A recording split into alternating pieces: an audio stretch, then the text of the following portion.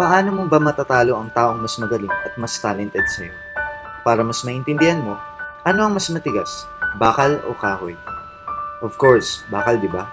Paano kung may bubutasin tayo na matigas na karton? Ano ang mas effective sa pagbutas? Kahoy na barbecue stick o bakal na kutsara? Ang sasabihin mo ngayon ay yung kahoy na barbecue stick. So what's the lesson behind this? It's not about being stronger. It's about being focused. This is very much applicable in a lot of aspects in life.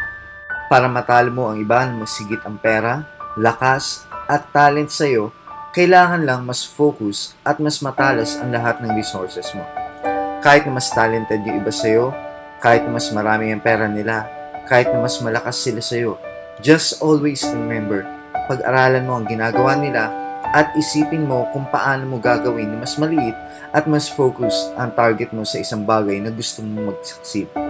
It's not about being stronger, it's about being focused. Learn how to focus your energy. Salamat sa panonood.